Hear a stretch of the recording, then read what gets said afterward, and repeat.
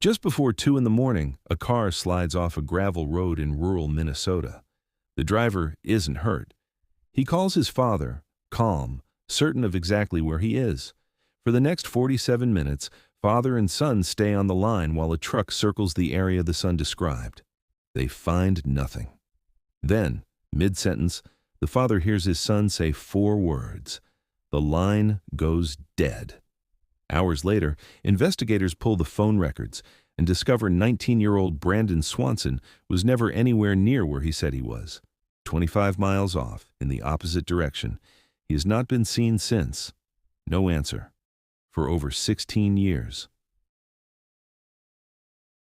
Brandon Victor Swanson was born January 30th, 1989, and grew up in Marshall, Minnesota, a small city in the state's southwestern farm country.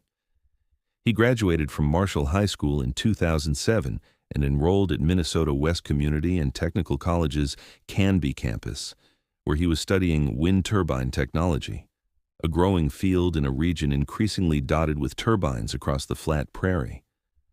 By all accounts, Brandon was steady and well-liked, the kind of student who commuted the same roads home from class almost every day without incident. May 13, 2008 marked the last day of classes for the semester. Brandon stayed in Canby that evening to celebrate with friends, moving between a couple of gatherings before deciding to head home to Marshall, about 35 miles away. Friends later told investigators he'd had a few drinks but didn't appear intoxicated, calm, coherent, walking and talking normally when he left. Instead of taking State Highway 68, the direct route he'd driven dozens of times, Brandon chose a network of gravel back roads that night. No one, not his family, not investigators, not the friends who last saw him, has ever been able to explain why. It's one of the first unanswered questions in a case full of them. Around 12:30 a.m., driving those unfamiliar back roads in total darkness, Brandon's car slid off the road and into a ditch. He wasn't hurt, and the car wasn't seriously damaged. It was simply stuck. The wheels lifted just high enough off the ground that he couldn't get traction to drive out. He tried calling a couple of friends first. No one answered. At 1:54 a.m., he called his parents, Brian and Annette Swanson. He told them exactly what had happened. He'd slid into a ditch, he was fine, and he believed he was near the small town of Lind, a place close enough to home that his parents thought they could reach him in minutes. Brian and Annette got in their truck immediately and drove out to find him, staying on the phone as they went. What followed between roughly 1:54 and 2:17 a.m. was a frustrating back and forth. The Swansons drove the roads around Lind, flashing their headlights, hoping Brandon would spot them. He couldn't see them. He flashed his own lights back. They never saw his. Calls dropped and were redialed. At one point, tempers flared enough that Brandon hung up on his mother mid-argument. He called back moments later, and the two apologized to each other. Believing he was close enough to walk the rest of the way, Brandon told his parents he'd leave the car and head toward Lind on foot, and that they should meet him at a bar in town. Brian drove Annette home to Marshall so she could try to sleep, then turned back out alone to keep searching, staying on the phone with his son the entire drive. This is the call that's become central to the case. It began at 2:23 a.m. and ran 47 minutes. Brandon, walking through pitch-black farmland, narrated what he was seeing as he went.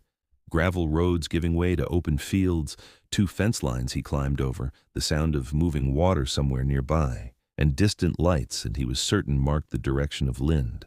Nothing in his voice suggested panic or confusion. He sounded like someone confidently walking toward a place he knew. At 3:10 a.m., mid-sentence, Brandon said, "Oh, shit," and the line went dead. Brian later said he thought he heard his son's foot slip in the instant before the call cut out. He tried calling back immediately, then again and again. The phone simply rang. No answer. When Brian and Annette reached the area Brandon had described, there was nothing there. No car, no sun, no sign anyone had passed through recently. At 6:30 a.m., they called police to report him missing. According to Annette, officers initially treated it as unremarkable, telling them this kind of thing wasn't unusual for a 19-year-old the morning after end-of-semester celebrations. One officer reportedly told her it was Brandon's right to be missing. Later that morning, Lynn police did begin searching the town and surrounding area but found no trace of Brandon anywhere. Frustrated, they brought in the Lyon County Sheriff's Office, which pulled Brandon's cell phone records to try to narrow things down, and what those records showed reshaped the entire case. Brandon's calls hadn't come from anywhere near Lynn. They'd been pinging off a tower near Taunton and Porter along Highway 68, roughly 25 miles from where everyone, Brandon included, believed he'd been the whole time. Searching that new area, deputies found Brandon's car that same day, abandoned in a ditch off a gravel road near the point where Lincoln, Lyon, and Yellow Medicine counties meet, about a mile north of Highway 68. The car had no meaningful damage, no blood, no sign of a struggle. It was sitting almost exactly where the phone record said it should be, nowhere close to the roads Brandon had spent 47 minutes describing to his father. That gap has never been resolved. Investigators have pointed to something resembling a disoriented mind grasping for a familiar memory to explain unfamiliar surroundings, but that remains speculation, not a finding. Brandon knew this stretch of Minnesota. He'd driven similar roads constantly. Nothing about his voice on the phone suggested someone lost or afraid, right up until the moment it ended. What followed was one of the largest search efforts in the region's history. Over the following days and weeks, the Yellow Medicine River, which runs close to where the car was found, was dragged and searched extensively, later revisited with sonar equipment. K-9 units worked the surrounding fields and drainage ditches. Helicopters flew grid patterns over dozens of square miles of farmland. Volunteers and law enforcement from 3 counties took part. Despite all of it, searchers found nothing.